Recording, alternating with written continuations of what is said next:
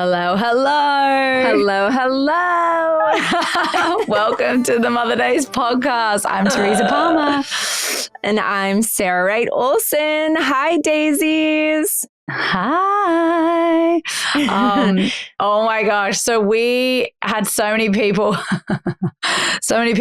laughing and DMing us about the episode that we put out when I was talking about my dream and, you know, what happened in my dream. And it just got Sarah and I talking, like, isn't it crazy how, like, what happens in dreams? Like, is there the potential for things to be premonitions? Is it sliding doors moments? Like, what do dreams even mean? And we spend so much of our life dreaming that we were like, all right, we need to get a dream expert on so we can ask all the questions and we can start to decipher some of these recurring dreams and these more wild dream experiences that we've had. So thank you so much for joining us. Sarah's going to intro our beautiful guest.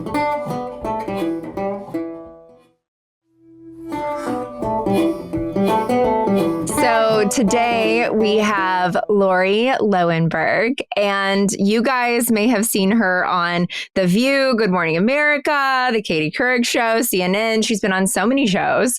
Laurie is a certified dream analyst.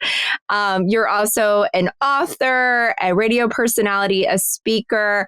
I think one of the things that really got me when I was reading about you, Laurie, is that you used to keep a dream journal as a child, and then you were visited by your grandfather in a dream. And I was like, wait a minute, this is so cool. It's so cool that you then tapped into all of that. And you've been documenting dreams and you've been analyzing dreams. Like, I read something like 75,000 dreams that you have analyzed, which is so cool. So we're so excited to jump in with you because our daisies are crazy about this topic. Oh, good. That means that they're very wise. Great. Because our dreams are the wisest part of who we are. Okay. Love that. Oh my God, I love it already. I know. Like, Same. should we be listening? Should we listen to our dreams? Do you feel in your experience that like our dreams are is it like our subconscious trying to give us messages? Yes. Dreams are a thinking process. It's a continuation of your thought stream from the day. You know, we all go throughout the day talking to ourselves. We're driving to work. We're talking to ourselves. We're loading the dishwasher. We're talking to ourselves. As we drift off to sleep at night, we're talking to ourselves. And so that stream of consciousness continues into sleep. But once we enter REM dream sleep, we have our first session of REM dream sleep about 90 minutes into sleep. The thoughts are still going on, but now the brain is working differently. Certain parts of the brain are dormant. You know, the prefrontal cortex, which controls rational linear thought, is dormant. And other parts of the brain are highly active, like the amygdala, the emotional center of the brain, is very highly active. So you're still having that dialogue with yourself about your life, about what's going on inside and outside of yourself. Except now, since the brain is working differently, you're talking to yourself in symbols and emotions, metaphors, and memories. But you're also talking to yourself on a much deeper, more insightful, more focused level than you are when you're awake, because your eyes are closed. Hopefully you've turned the TV off. The lights are off and you shut out the outside world. And as you drift deeper and deeper into sleep, you've gone deeper and deeper into yourself. And so sometimes you're forced to face certain things you've dismissed during the day. You don't want to deal with it. It's difficult. But your subconscious is like, you're not going anywhere. I got you. We're going to deal with this. So we're going to dissect it. We're going to figure it out. And then I'm going to send you on your way in the morning. Wow. Okay. I love that. Well, what do you say about recurring dreams? Like, if you end up having, because like when I was a child, I had, and we'll get to Teresa's dream because that's the money of this whole thing, because it was hilarious. But I had a recurring dream as a child, and it was so vivid and really scary to me. And it was like bizarre. It was like I was trying to find my brother and I ended up finding him, and he was sort of like kidnapped by this cult. And I was listening to the like cult leader, and we were around a fire. And then every single time at the end of the dream, the guy would turn to me and like look at my hand, and I would look down at my hand, and there'd be like some kind of like a bug or something coming through my hand. And I would wake up every time with my hand in front of my face. And so I would be like, what is that? Okay. So what ages did you have this dream? Young. So I had to have been somewhere in the, if I'm remembering correctly, like in 7, 8, 9, maybe 6, 7, 8, 9-year-old area. Okay. Yeah. Around that time. And this is your younger brother you're dreaming about? Yeah. How frequent would you get it? I mean, I don't really remember. And I didn't keep a dream journal. I just remember the dream vividly, and that sometimes it would just happen. And then I'd be like, oh, there's that dream again. And it would be so scary to me. Okay. And interesting. It's a cult leader. Yeah. That you would have that awareness at such a young age. Well, my family was very religious. And I think I was afraid of like things like, you know, I mean, at the time they called them like devil worshippers or like cult, they would say, it would be like such a negative connotation. It would be like these cult leaders and like things. And so it always sounded so scary, everything outside of our religion. Obviously, I'm not religious now, but it was a very like religion based thing. And I kept feeling like he was going to get kidnapped, and then I was like searching for him, and you know. Okay, so it seems your maternal instincts were kicking in very young. And wanted to protect your brother. So him getting kidnapped. Now, the idea of kidnapping to a child is about being pulled away from safety, security, and routine in real life. So was there anything you can recall in your childhood that had you concerned about your brother other than these negative influences that the church was teaching you about? Well, I would say that it was more like an idyllic childhood that I had in the church. It was very like everything's very protected, but there was I grew up in the 80s. And so it was a time in which in these small towns, we were like so afraid of people getting kidnapped, children.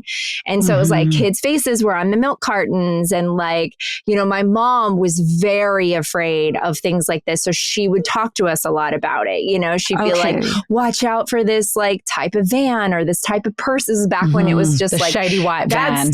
Yeah, exactly. You're just, you know what I mean? And so I think I had like a vision of this thing, and I was so scared that it was going to be like my brother that this happened to, you know, and maybe it was like me being afraid of it happening to myself. So maybe it was like a combination of that. I also wanted to add something in there too.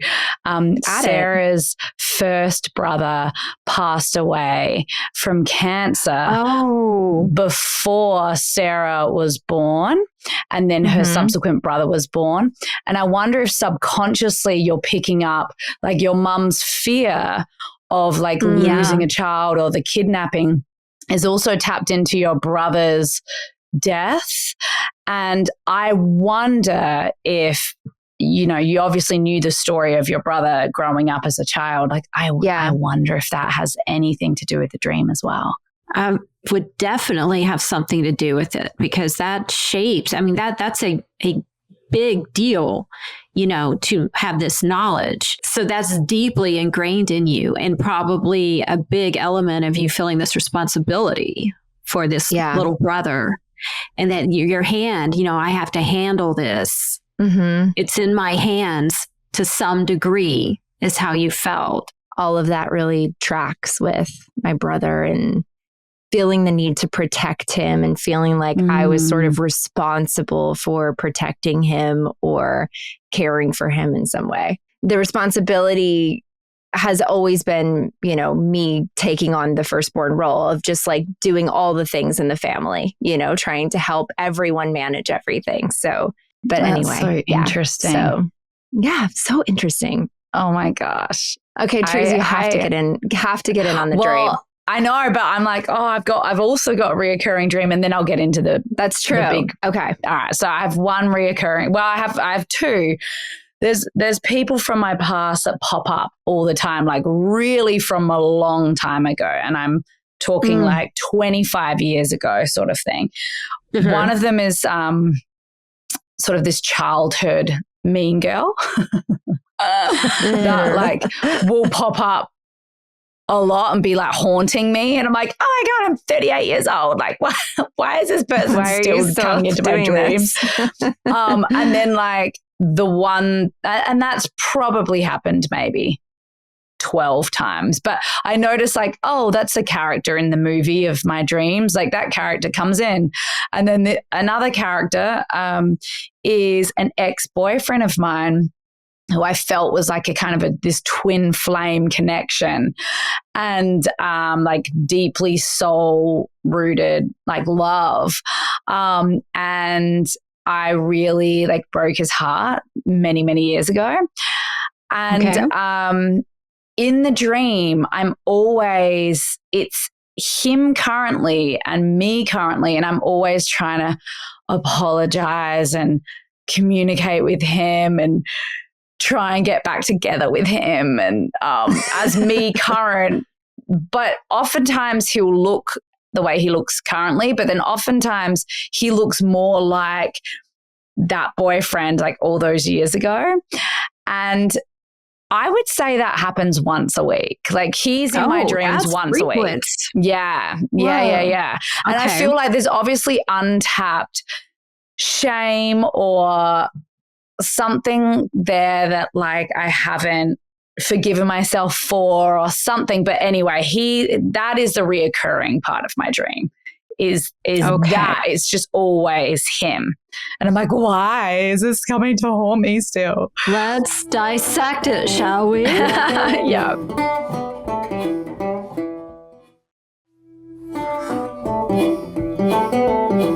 Now you described him as like a twin flame. So your first love? Yeah. I'm trying to be discreet here, but yeah. My first, I would say in my life, like I've only had two very potent loves, and that was a potent love. And then my current relationship with my husband is my other sort of twin flame potent. The lasting love. Yeah, exactly. Yeah. Okay. And I've had like partners and, boyfriends of 2 years, 3 years who I've had a lot of love for, but nothing that felt like these two experiences, if that makes sense. Okay. So the first love will show up in our dreams a lot until the day we die. So, that's so interesting. You're not alone. Wow. And it's because it could sometimes have to do with guilt, but more often the first love, the first time we ever experience something, especially something as powerful as love, it becomes imprinted into our psyche as the face of that person. So after all these years, he may not be playing himself whenever he shows up in your dream, but rather he will represent, love, passion, excitement, feeling valued, always wanting to be together, all those wonderful, spicy, bubbly feelings. Yeah. He may also, if he's the first time you've ever experienced being the one who betrays or whatever it was that you did that broke his heart, he can also represent that. So whenever you experience that sense of guilt or, oh, I messed up, oh, I feel awful. It's just more like breaking someone's heart. I think I feel, and I'm like, oh, there have been other people in my life and I've broken their hearts. And it's like, it's such a sad thing. I think now as a mother, the idea that someone will break my son's heart one day, like I've really taken that on. Yeah, like, oh, their hearts, their little precious hearts. And like, I've broken hearts. Yeah. And whenever in your current relationship, and it's the lasting relationship, it does get routine. And so whenever things get a little routine or you go through your dry spells, which is normal, the first love will show up. not because you want him back, because you're trying to get back with him in the dream, right? Sometimes I am, and other times I'm like, I'm sorry I broke your heart, your precious heart. Okay, so you've got two different things that happen when you have these dreams. So they will correlate to something present in real life where you are feeling bad about something or where you need to spice up your current relationship. So when you want to get back with him in the dream, it's the way you are talking to yourself about, I want to get back with these feelings. I need to bring this back. Let's, do something a little different in the relationship to, let's have a date night. Let's do something a little wild and crazy. And then when he's in your dream and you want to apologize to him, ask yourself because it's always going to be current right now in your life. So what's going on right now in my life where I'm feeling bad, feeling a little guilty, feeling like I disappointed someone, or where I have to break bad news, something like that. That is so interesting. Yeah, because I always I took it so practically. Like, I'd like to go back to the slew of boyfriends in my 20s that I broke their hearts and be like, I'm so sorry for breaking your heart. Like, I'm a mum now. I can't imagine some woman breaking. I know it's going to happen, but I look at my precious little boys and I'm like, oh my God, someone's going to break your heart one day and I can't handle it. Oh, that is very fascinating. Well, I'm glad it relates to something current, because I was always like, oh God, this is never going to go away until I send a letter to that person and say, I'm so sorry. Don't contact him. There's no need. It's okay. It's something in the dream. What about the dreams in which you feel like you're falling, or everybody has these dreams. Like if we go general really quick, everyone has these dreams where you maybe are running and you get to the thing and then you jump off and then all of a sudden you can feel yourself falling and then you wake up. And then you wake up. Yes. What is that? Because it's obviously an adrenaline rush too. You wake up sometimes and your heart is racing and you're like, whoa, So the falling dream, there's two different kinds of falling dreams. There's the one where it's really, really short and it happens at the onset of sleep and then you jerk yourself awake. Yes, that's me. I always am tripping up the stairs in that dream, by the way. Always. And it's just a little bitty scenario. It's just a 3 little second dream. Yes. So that's called the hypnic jerk. And it's a physiological response to the act of falling asleep. And we call it falling asleep because as you begin to drift off to sleep and lose your muscle control, it feels like falling. Yeah.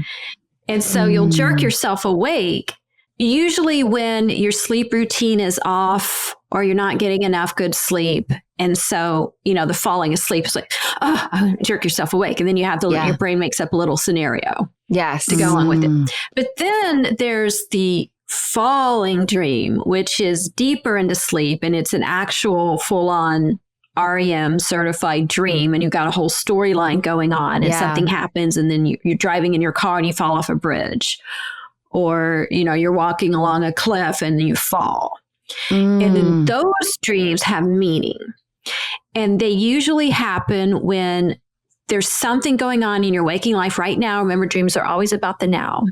They'll pull things from the past only because there's something going on right now that correlates. So when you get the long falling dream, that's because there's something in your life right now that feels like it's going in the wrong direction. Ooh. You've had a big letdown. You didn't get a promotion. You look at your bank account and it's really down. So something where you're not feeling supported or where something's happening that's bringing you down. So the down is what's operative here in this. So when you get that type of falling dream, ask yourself, what is bringing me down or what is going in the wrong direction right now in my real life? You usually want to find yourself going up in a dream, upstairs, flying up, going up in an elevator. Upward movement in a dream usually represents progress. Oh. Things are looking up. I'm rising higher in my career. My spirits are really feeling lifted. It's so funny because it's for some reason, the tarot is coming to me as you talk about this stuff, because it's like imagery and interpretations, and like the images represent certain aspects of your life. And as you're talking, I'm like, oh wow, so much of this is like your interpretation and its symbolism. And so it's like such a fine art to be able to come in and like really think about the images that people are having and going through and deciphering what they are. And I love that there are themes, like reoccurring themes that people have. And another one that I want to segue into, which is sort of these unexplained, they start to feel like something bigger than me is at play here, because, you know, there are certain things where people will wake up exactly at the same time every single night. Boom, 2:37. Yes. Next night, boom, 2:37. Yes. And you're not looking at a clock. You're fast asleep. How does that happen? What is that phenomena? Because this will also segue us into another crazy phenomena that I just experienced within my dream.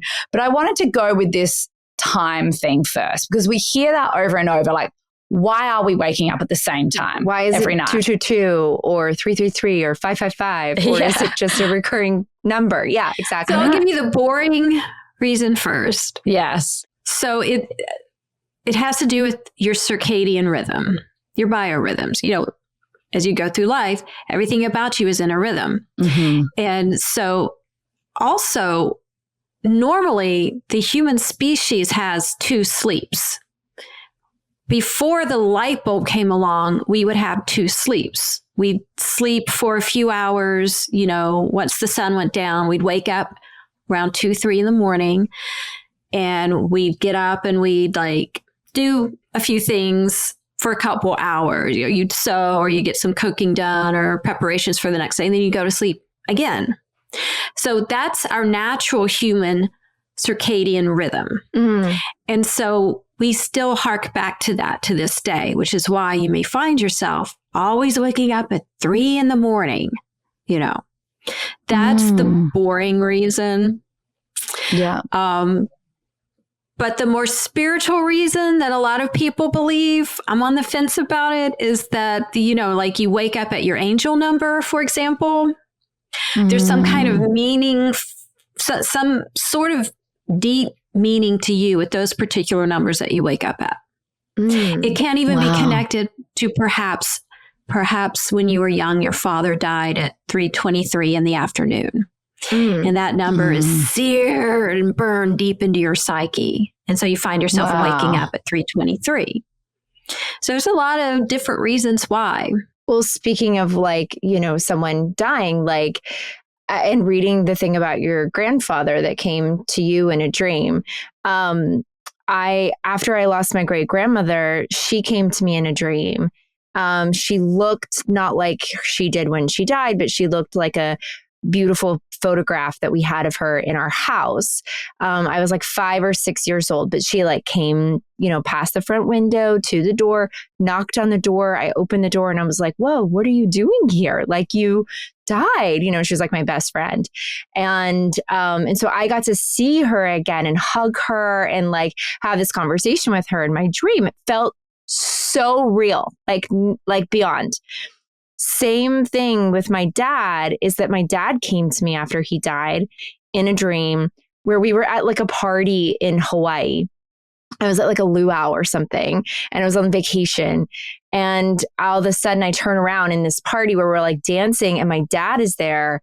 And I was like, whoa, I was with you when you died. I know that you're not alive anymore. Like, how did you just like skip town and you've been partying this whole time? Like, you're in Hawaii, you're on vacation. Like, the dream was so dumb, right? But I was just like, oh my gosh, like, to see, do you know about mom? Like, she's seeing someone? Like, you know, it was just like a whole conversation I'm having with him. But I was also like mad at him in the dream for just like being on vacation. So like that, all that too, is that like just, I really want to see this person who's died. And so I'm having this dream. Are you being visited by that soul? Like, what's your professional opinion? I want to ask you about your great grandmother dream. Yeah. When you opened the door and you saw her, did she say anything? I don't remember if she said anything. I remember hugging her and her telling me that she was here. But both of them still said, I'm here. But my mom, I mean, my great-grandmother and my dad both said, I'm here. And I was here. Yeah. Okay. Yes. Contact dream. I believe that. Now, that's not to say that every time we dream of a loved one that has passed, that it's them. Right. Most of the time it's not. In those cases, they represent, a part of yourself that is like them. For example, dreaming of your father. Sometimes he may represent perhaps a personality trait you both share, and he represents that part of your personality. Or fathers typically represent our ability to bring home the bacon and manage the bacon, because that's the typical role of the father. So he can represent that part of you. But here's how you can tell if it's a contact dream. You have the awareness that they've died. They look amazing, the best you've ever seen them. Yeah. Yes. And it feels different. It doesn't feel like a dream. It feels more vibrant. Yeah. Yeah. And very, very real. And you're very present in it. And when you wake up, you still feel them around you. Yes. And as time goes on, you never forget a single detail. Yeah. Okay. Well, that makes sense. Because I was like 5 when I had that dream, you guys. And they give you a message. Usually, I'm still here. Yes, that's exactly the message I've had. Yeah. Yes. Or everything is okay. They're letting you know. And in my case with my grandfather, I asked him what it was like where he's at. And he said, I can't tell you that, but what I can tell you is that it's secure. Which, as I woke up from it, I could still feel him, smell his old spice, but it's secure seemed peculiar to me. But as I thought about it, it makes sense. What's going to happen to you over there? Nothing. You will never get sick. You will never feel lonely. You will never be poor and destitute. You can't break your arm. How more secure could you be than on the other side, back where we came from? Wow. That is amazing. I love what you just said, because we've heard other people say that about the visitation dreams, where they'll come in their most beautiful form. And I talked about my experience with my Nana earlier this year, I think it was. Yeah, earlier this year on the podcast. And it was, I woke up just with tears of joy, just like the way I saw her. And she said to me in the dream as we were hugging, she smelt the same. She was wearing the same blouse. It was so vibrant, the word you just said. And when I hugged her, she telepathically said to me, I'm always here with you. I'm everywhere. I'm here. Because the night before I had prayed to her and I was crying to her saying, I just am so sad you didn't get to meet my kids. Like, they would have loved you. And in the dream that night, she was sitting with all my children around her and they were all hugging her. And then she said that to me, like, I'm always here. And I was like, oh my God. And I cried to the kids being like, Nana's with you guys. It was so gorgeous. She knows them better than you do. I know. Exactly. I was like, she sent them to me. Okay. So speaking of phenomena, I need to tell you about this situation that just happened to me with a dream a couple of weeks ago. I don't want to bore the daisies because they've heard the whole story and probably just thought I was insane. But that's okay. It's a really wild story. So I had an incredibly vivid dream. I was at Toronto. I was at the Toronto Film Festival. I'd been hanging out with these like really unbelievable performers and actors and celebrities. And so I was sort of already in this area of my life, which always feels surreal, being in the film industry, right? So I was like, maybe this is why I dreamt this. But I had this dream that I was at the Toronto Film Festival and I'm at a party, one of these Golden Globe parties, which I had actually attended the night before I had the dream. So I'm at this party and I bump into Eminem, Marshall Mathers, the rapper, Eminem, who has always been someone I've had the biggest crush on. Like, oh, he's so hot. I love Eminem. I love his music. So in the dream, you bump into him. in this dream. So this is a dream. In the dream, I bump into him. We start talking. We start flirting. And I am me, Teresa, married with 4 children in the dream. And in my dream, I decide to have an affair with Eminem. And I like go off with him at this party, and we go into this car, and I'm trying to pull my wedding rings off to hide them. And we start like hooking up, and he's all sexy with me or whatever. He grabs my hand and he takes me. He's leading me out to this hotel room, and I'm like, I see this person that we know, and I'm like, quick, we got to hide from her because she's friends with my husband, like Mark. And then I get woken up right as we're about to like do the deed. And I get woken up in the middle of the night, and I'm like, oh God, that was so hot. And my husband's sitting next to me up in bed on his phone at like 2:30 in the middle of the night. And I was like, oh, you just woke me up from the best dream. It was so hot. What are you doing on your phone in the middle of the night? Anyway, I'm going back to sleep. Go back to sleep to try and get back to the dream, which I don't successfully get back to the dream. I start dreaming about something else entirely. Anyway, I wake up in the morning. I wake my husband up. I'm like, oh my God, I had the hottest dream. So, and my husband and I are really open with each other. We talk about this stuff. And I was like, I had a dream that I was about to like bang Eminem. Oh my God. And you woke me up right as it was about to happen. I was so like pumped. Bastard. I was like, the only time I'm ever going to live out this fantasy in my dream. And you woke me up right when it happened. Anyway, so his reaction was not a normal reaction. He suddenly started like breathing really fast. He dropped his mouth open. He had wide eyes. I thought he was having a panic attack. And I was like, oh my God, I'm so sorry. Like maybe that was too much of an overshare. And he was like, oh, babe, no. He was like, I had the same dream. And I was like, what? And he was like, full blown, like, I've never seen him like this. I thought he had seen a ghost. I had to calm him down. He was like tears in his eyes. He was just completely shook. And my son Bodhi came over and was like, Dad, are you okay? Like, we've never seen him like this. And he was like trying to catch his breath and was like, I had the most vivid dream that you were here at the film festival and you decided to have an affair with Eminem. And I watched you in a car with him and him grabbing at you and making out, and I saw you throw your wedding rings away and like wow, that's a specific detail. I know. And he saw us walking upstairs. His stairs, I had like spiral staircase. He had like normal staircase. I'm walking upstairs holding hands with him, and he was having a full breakdown in the dream. He was having a full breakdown that he was witnessing me make this choice to have an affair with Eminem.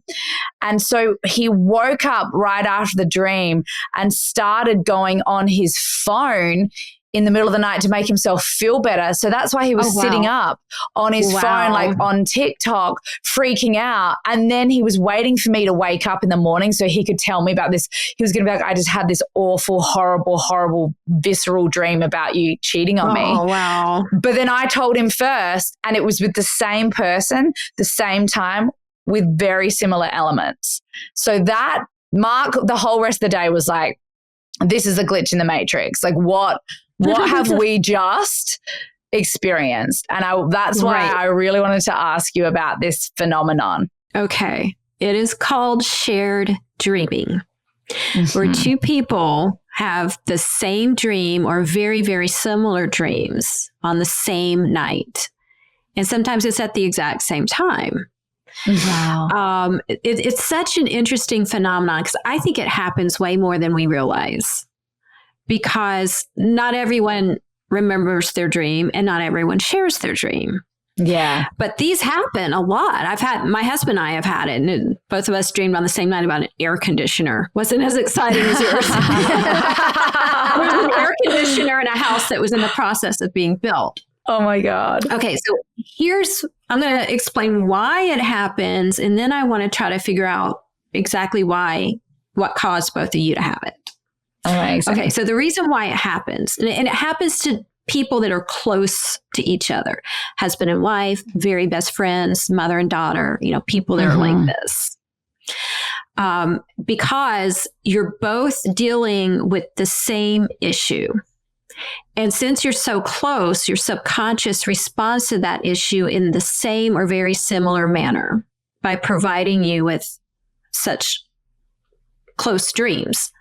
So let's figure out what it was that caused you both to have this dream. How long ago was this? About 3 weeks ago. Okay, good. It's recent. So, yeah. All right. At the time, was there anything going on in your real life that you were excited about and occupied with that perhaps was making your husband feel left out? Well, it's interesting. We're both in the film industry. And we were at the Toronto Film Festival for my movie. Okay. And it's a romantic movie with a lot of sex scenes. And I know he always gets a bit vulnerable, like having to watch me be physically in another space with another person. Even though we both do the same thing, it's still for him, it's a painful part of like our job. Sure. And my perspective is so funny. It's similar to the dream. My perspective is like, damn, that's so hot. You get to make out with Jessica Alba. Like, woo, go enjoy it. That's who gets to make out with Jessica Alba. Like, wow. So we have different perspectives on it. Like for him, it's really hard. And for me, I'm like, oh my God, Keira Knightley? Like, yes. I'm like, who wouldn't want to do that?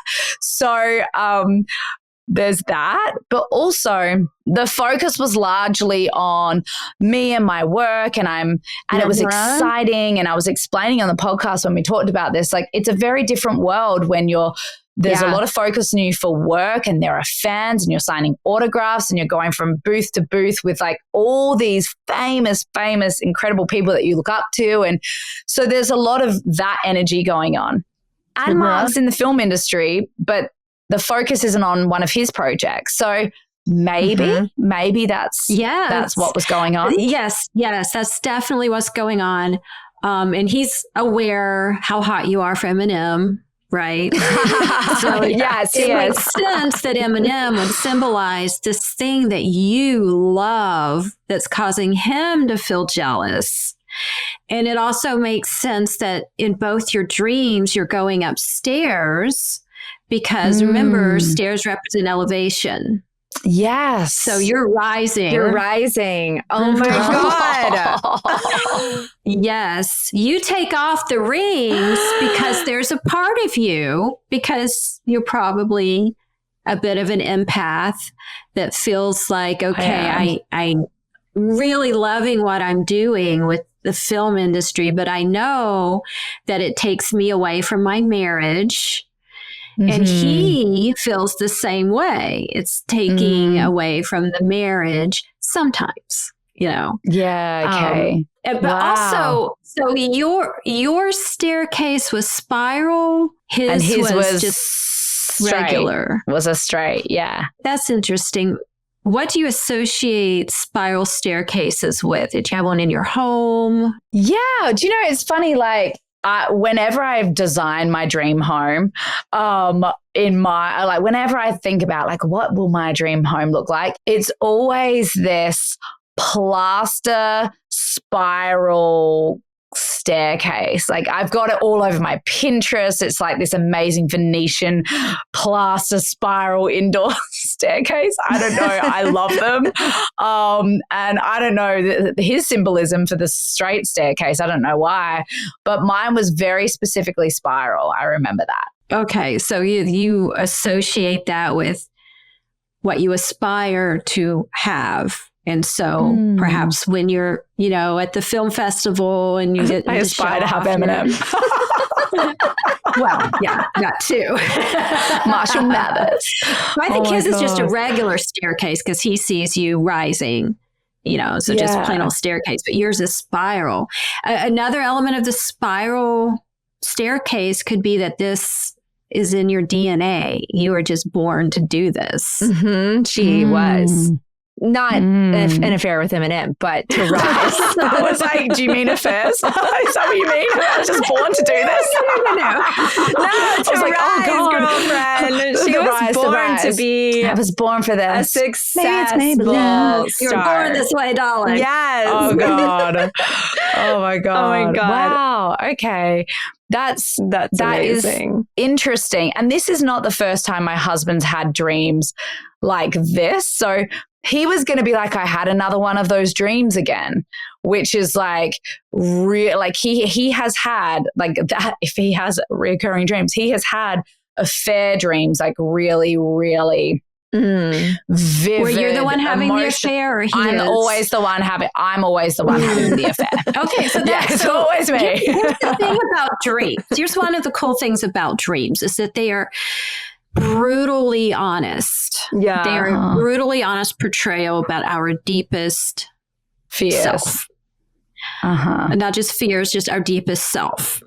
Oh, dear. So your husband, you know, it's these dreams allow you to have open, honest communication with each other. So these dreams are showing, it also shows you're aware that your husband has a bit of, I don't want to say jealousy, but yeah, I guess so. I'm territorial, you know, I get it. It's something that you're not necessarily doing together. This is something that's all yours, that you're in, that you love and that you're passionate about, and it causes him to feel left out. So that exists in the marriage. So this is something to work on. You know, how can you make him feel more included or make him feel like he's not left out? It's so funny because I do try and fold him in like experiences and like, you know, the premieres and the things. I'll invite him on set and I really want him to be on set and be with me and meet all my co-stars and my friends and stuff. But he also does not really enjoy visiting me on set, like another person's set. If it's his set, he loves it, of course. But he's like, that's someone else's stuff and that's someone else's world. And I don't want to like come in. And do you often get to see him work? I have recently just seen him work. He was directing something and I got to come and play the role that he often plays, which is like, I brought the kids, we watched him work, and that was really great. And we definitely want to be doing more of that. That might be sure the key. Yeah, I think so. I think that's a really beautiful thing. And I want to be doing that. I love just playing mum role where I'm not the one working and I'm just there with my kids on set watching my man do his thing. And it's hot. You know, I love seeing him in his element. He wants to show off. In front of you. Yeah. He wants to shine the way he sees you shine. Oh, yeah. I love that. That is so cute.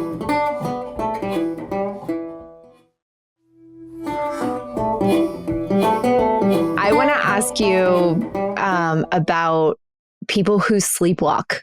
Oh, okay. I have a child who sort of sleep talks and dreams and sleep talks, but we have two children who do like, don't take my muffin, you know, in the night. And then they're like right back to sleep. Like they'll sleep talk or yell or, you know, call things out. Yeah, me too.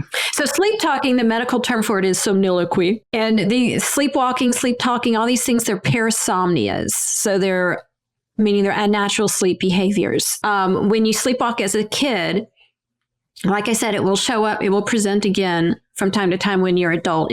It's usually brought on by stress and not getting good sleep. That's interesting about the kids, you know, because I think it's interesting about kids and stress or like sleep behaviors. And I think that there's some times where there's like interrupted sleep from being sick or having like allergies in the night. And then one of my kids would do it more, you know, because of that. So that's an interesting thought. Yeah. So your audience is mostly moms, right? Yes. Yeah. With younger kids. Mm-hmm. Okay. So let's real quick go over some parasomnias children get. Yes. So night terrors. Yeah. Which is when the awful. child screams and screams and screams in the middle of the night and you can't wake them up.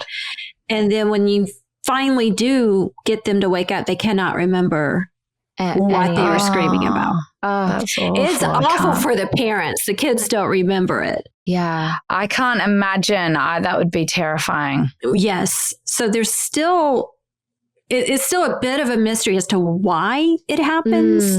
But some things you can do is, for some, sleeping with the light on helps.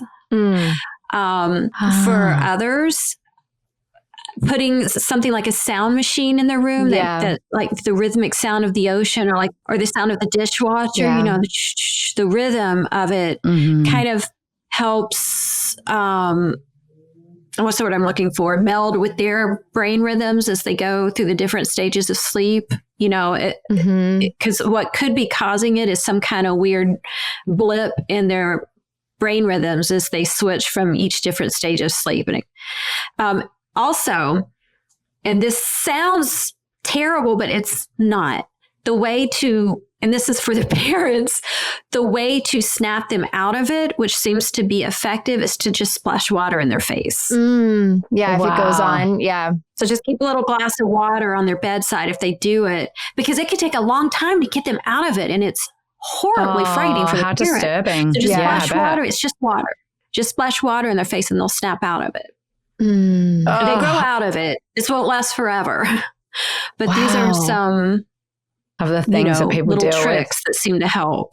Before we go, can I just ask you one last question? I've had a couple of premonition dreams where I will, like one in particular, I won't say who I dreamt about just because it's private, but it's a celebrity. And I dreamt that this person was hanging. There was like 15 of them in this room hanging this one night. And it's a celebrity that I like grew up loving and just kind of like felt really connected to, whatever. And in the morning, I roll over and I told my partner at the time, like, whoa, I just had the most like disturbing like dream of death, like of this person. And they like looked at me and they were like, I'm just reading about that. Like they died by hanging last night. Oh, whoa. And I had the dream of all but it was this like 15 of that same person. Like, and I was spooked. I was just totally shocked that I'd had that dream. And I just wanted to ask about that. Like, how does our subconscious know things already, or we're connected in to a person to like see imagery like that and then wake up to find out like the person was probably going through that right as you were dreaming about it? Yeah, so that would be not precognition, but ESP. Oh. Because you weren't seeing what was going to happen. You saw what was happening. Yeah, and I've never met this person. I always wanted to work with them, but I never met them. And that was just crazy. Okay, so that was like an ESP experience. I had a very similar experience with Carl Sagan. Whoa. Wow. Yes. And I had this amazing dream where he was telling me, he was like ethereal, like not human, but kind of, and he was telling me all the secrets of the universe. Whoa. And I know. And he was explaining how everything exists in circles. Everything is circles. Wow. And then I woke up from it. I was like, oh, wow, that was heavy. And then this was around Christmas time, many, many years ago. And then I drove 2 hours to my family home for Christmas. And when I walked in the door, my dad said, "Did you know Carl Sagan died?" And I was like, oh, he was my first crush. I'm such a geek. Oh, so you had a connection. So a connection, a deep connection. It was very meaningful to me. He was very meaningful to me. So was this person. This person, I'm sure, is meaningful to you. Yeah, really. And so when something like a death happens, it kind of puts like a ripple out into the universe, the collective unconscious, and those that are connected on the collective unconscious level pick up on the ripple. Wow. Okay, so in the dream state, so if we look at this scientifically, as you know, the brain works in wave patterns. Yeah. Everything that exists, all energy also is in waves, light waves, sound waves, radio waves. If once we die and consciousness continues out of the body, then we are an energy that is going to travel in waves, kind of like that ripple. You know, it expands when you're no longer confined in a body. It expands. Yeah. And so when you're in the dream state, once you enter the REM dream state of sleep, your brain waves have slowed down to this perfect frequency where it can connect, like tuning in to a radio station. Yeah. Yeah. Because that's how you tune into a radio station. The frequency matches and you tune in. So it's kind of like that.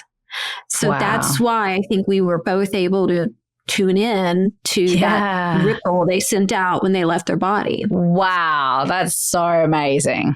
Do you think that's why certain people will have dreams like about someone being pregnant and then call that person or text that person to be like, I just had the weirdest dream that you're pregnant. And then that person ends up being pregnant, or that they just found out. I do think that's exactly what happens, because in the dream state, most of the time, your dreams are all about yourself and your problem solving and working on you. Dreams are a conversation with the self. But there are times when the brain waves in that state kind of pick up on other things. I have had people do that though in the past. Like I've had one specific person who every time I found out that I was pregnant, she would call me or text me right before and be like, I had the weirdest dream last night. And you like called me telling me that you were pregnant. And I would literally have just peed on the stick and been like, okay, that's really weird, you know, because I'm pregnant, or like whatever. It is one girl who each time would be like, I dreamt you were pregnant with a girl. And then, it would just like end up being that. But I mean, I've heard that from other people too, that they would have like dreams about being pregnant or like dreaming about twins, and then they would have twins, or, you know, whatever it is, or dreaming about other friends. Which I think is just fascinating. I also hate that when cool. you get that phone call and someone's like, oh my God, my friend Brooke's like, I had the best dream. Like you were pregnant with twins. And she told me this like a year ago. So I'm like, when's that? Like, that hasn't happened yet. So I was like, okay, cool, Brooke. Like when does that could happen? Oh my God. Anyway. Oh, well, thank you so much for sharing your time with us and your wisdom and your stories. And I feel like I have some really nice little answers to some of these questions I've been conjuring up, because it's just a different, wild part of our lives. And we spend so much time in a dream state that it's just nice to get a little bit of insight from a professional, from an expert who lives and breathes this stuff. So thank you so much. You've been such a joy. Yeah, thank you, Laurie. Well, thanks for having me. And if your listeners want to connect with me, they can go to my website, which is laurieloewenberg.com. The Laurie Loewenberg is kind of hard to spell.